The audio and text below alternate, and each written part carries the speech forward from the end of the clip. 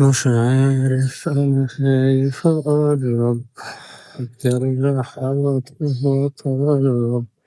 ده أنا قبلي من ده أنا قلبي من قبلك ضرب، ورجعني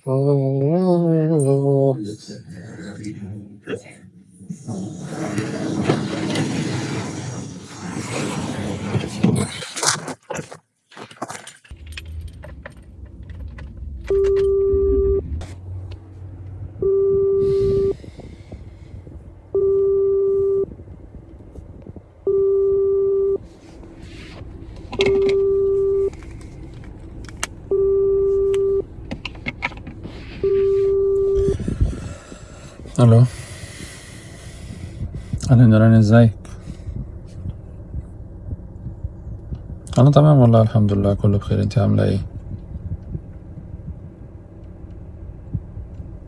انا عارف، معلش كانت فتره بتعدي وان شاء الله كل حاجه هتبقى تمام.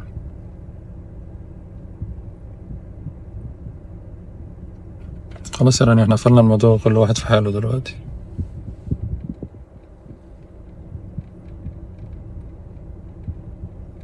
انا مش بهرب، زي ما قلت لك انت مش اللي غلطانه في الموضوع ده. هنرجع نفتحه تاني ليه؟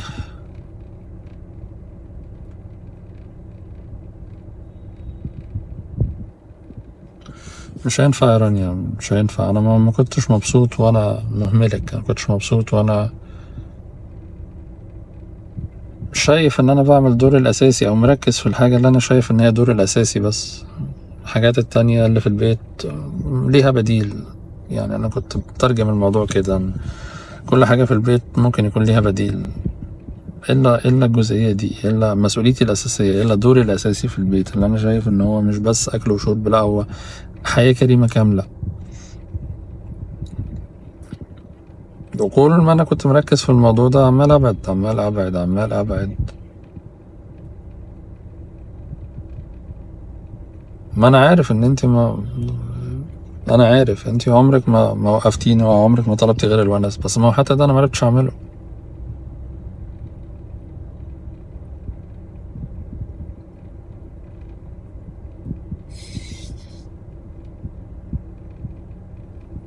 راني، انا كنت عايش معاكي بجسمي بس كان اهتمامي وتفكيري وتركيزي في حتة تانية خالص. حتى لو الحتة دي ليها علاقة بالبيت، بس كانت جاية على حسابك انتي، كنت بظلمك انتي. هو مش عايز اعمل ده تاني.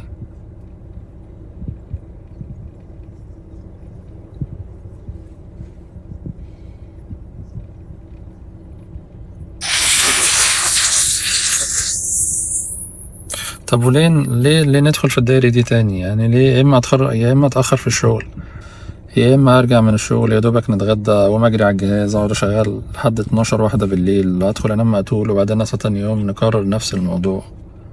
قعدنا كده فترة طويلة قوي، وبعدين ما وصلناش لحاجة، مش هنعرف نوصل لحاجة.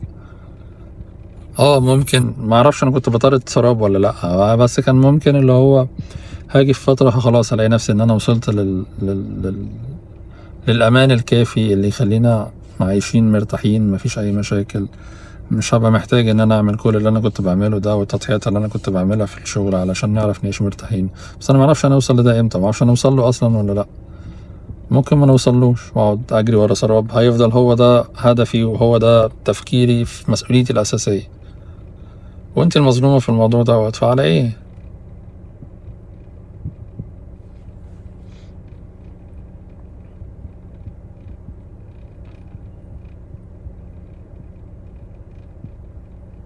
لا، انا ما كنتش اناني وما كنتش براعي دماغي، انا كنت بعمل الحاجه اللي انا شايف ان هي دي مسؤوليتي وهو ده دوري الاساسي.